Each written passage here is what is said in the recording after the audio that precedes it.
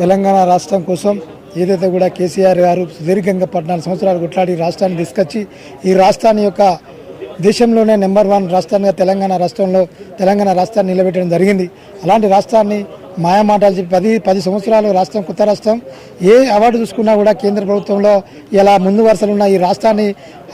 అమలు కానీ హామీలు ఇచ్చి సాధ్యం కానీ మాటలు చెప్పి 420 హామీలు ఇచ్చి 4-6 గ్యారెంటీలు అని చెప్పి ఇలా ప్రజలు నిత్యం కూడా మోసం చేసిన ఈ కాంగ్రెస్ ప్రభుత్వం, రేవంత్ రెడ్డి ప్రభుత్వం ఇలా తెలంగాణ ప్రజలంతా కూడా అన్ని వర్గాలను మోసం చేసిన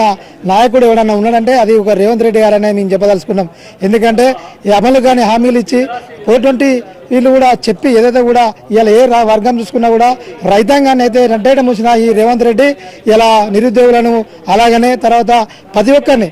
ఉద్యోగస్తులను, నిరుద్యోగులను, విద్యార్థులను, తర్వాత రైతులను కూడా నెట్టేయడం ఉంచిన ఇలా లాస్ట్ వృద్ధాప్యాల పింఛన్ కోసం కూడా డ్రామాలు ఆడిన ఈ రేవంత్ రెడ్డి 2000 ఇస్తామని 4000 ఇస్తాం, ఇంట్లో ఒకరికే ఇస్తానికి వేసాం, మేము వస్తే ఇలా ఇద్దరికి ఇస్తామని చెప్పి మాయా మాటలు చెప్పి 2000 పింఛన్ 4000 చేస్తామని చెప్పి రైతులకు 10,000 వచ్చే రైతు బంధును ఇలా మేము 15,000 చేస్తామని చెప్పి కళ్యాణ లక్ష్మికి ఇంకో తుల బంగారం ఇస్తారని చదువుకున్న విద్యార్థులకు ఫ్రీ స్కూటీ ఇస్తామని చెప్పి కూడా ఇక మాయా మాటలు చెప్పిన ఈ రేవంత్ రెడ్డి సర్కార్కు ఈ సభ ద్వారా ఈ రాష్ట్రంలో విద్యార్థులతో పాటు యువత, నిరుద్యోగులు, రైతులు, మహిళలు అన్ని వర్గాల ప్రజలతోటి ఇలా మేము సభ కూడా పెట్టి ఇలా ఈ రాష్ట్రంలో దేశంలో కని విని రీతిలో ఎక్కడ జరగని విధంగా ఇలా సభ ద్వారా ఇలా కాంగ్రెస్ పార్టీకి రేవంత్ రెడ్డికి హెచ్చరిక జారీ చేస్తున్నాం. ఎందుకంటే మీరు ఇచ్చి హామీలు అబద్ధాలు చెప్పి అబద్ధాల మీద రేవంత్ రెడ్డి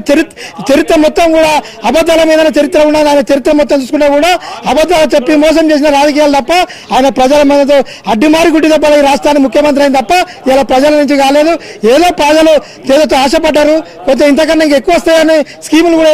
ఆశపడి ఇలా వాళ్ళకి అధికారాన్ని కట్టబట్టారు తప్ప ఇలా ఏదో ఇలా ఎందుకు అధికారం కోల్పోయి ఎందుకు ఇచ్చినాం అనే భావం ఇలా తెలంగాణ ప్రజలంతా కూడా ఉన్నారు. ఏ వర్గాన్ని ముట్టుకున్నా కేసీఆర్ ఉన్నప్పుడే బాగుండేది రాష్ట్రం, కేసీఆర్ ఉన్నప్పుడే పంటలు బాగుపడినాయి, కేసీఆర్ ఉన్నప్పుడే రైతు బాగు టైంకి వచ్చింది అని చెప్తున్నారు. ఇవాళ ఏ ఒక్క రైతుకు రుణమాఫీ 2 లక్షలు కాలేదు, ఏ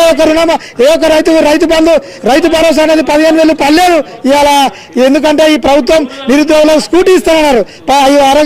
ఏదో కూడా గ్యారంటీ కార్డు, ఏదో కూడా PhD PG చేసే పిల్లలకు 5 లక్షల భరోసా కార్డు ఇస్తారని మోసం చేసిన ప్రభుత్వం ఏదైనా ఉందంటే ఇలా రేవంత్ రెడ్డి అని కూడా మేము బలంగా చెప్తున్నాం.